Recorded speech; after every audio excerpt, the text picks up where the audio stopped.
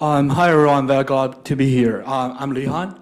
I'm going to present a work where we introduce interoperability and modularity to guide data collection via factor scaling curves. So intelligent learning policies usually perform well within the training distribution. However, they may show struggle to generalize to different environments. For example, when given the distractor or texture change or the lighting change, they may fail to grasp the same mouse. So this introduces us to the essential question. To improve the policy generalization, what kind of data should we further collect to improve the policy? So the first option is we just greedily collect data for all the factors, for the worst factors, which give the policy the worst performance. However, this actually overlooks the factor's intrinsic difficulty and the effect on other factors. For example, if camera pose is intrinsically hard, collecting more data would not necessarily help. The second option is to equally collect data for all the factors, where most people are doing this today. However, this is not an efficient way because we fail to prioritize the important factors where the policy can have the most improvement on. So naturally, the third option will be just prioritize the factor that can lead to the greatest overall success for the policy.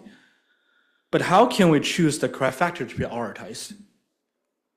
To this end, we choose factor scaling curves, which can predict the effect of adding data for a specific factor on the policy's overall performance, and at the same time allow us to prioritize the factors for greatest improvement for data collection.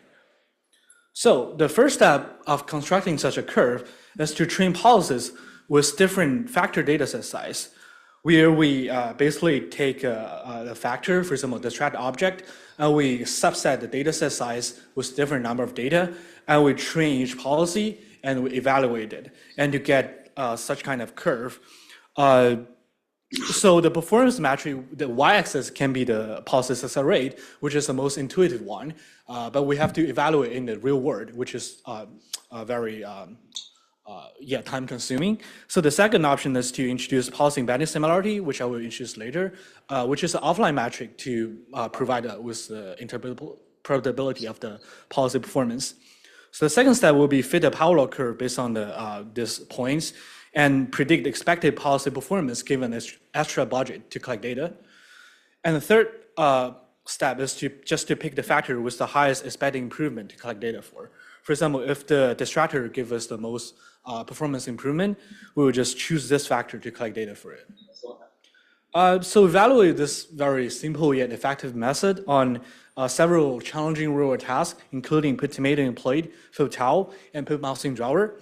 So we also consider a variety of the factors where we can actually interpret this kind of semantic factors, for example, robot pose, object pose, table texture, and show how the policy actually change with more data of these kind of factors. So we evaluate two types of policies. The first one is Pi0, which is a big vision language action model. And the second one is the diffusion model, which is like kind of a small lightweight policies. And we show that our method can work well in both kind of policy settings. So it's kind of like policy agnostic. So one of the best advantage of this method is that it can accurately predict the policy performance improvement, providing that with the interpretability of the policy. So for example, here we are trying to see how the policy evolves with more camera pose data. So the solid curve is what we have, and the dash curve is what we predict. And the stars is actually we evaluate the policy in the real world. Actually, it matches the prediction very well. And we can just use this information to guide data collection.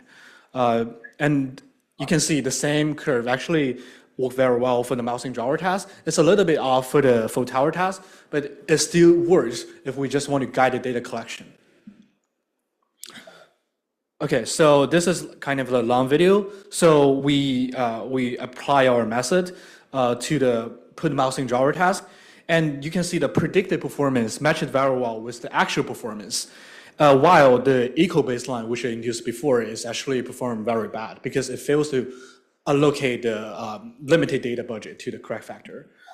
Yeah, and this is the bar plot showing like our method actually enables efficient data collection in long horizon Dexter manipulation tasks. So the embedding similarity is basically if we take the visual similarity embedding between the evaluation set and the training set, and the closer the distance, the better the policy will perform in the real world, because the testing distribution is closer to the training distribution. And we show that without any real world evaluations, our proposed method can still work very well.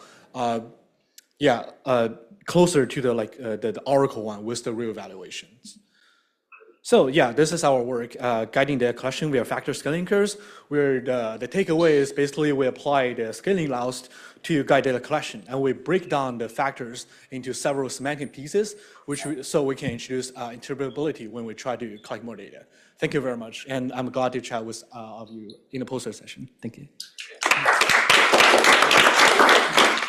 right, so we don't miss coffee. We're going to break now. That was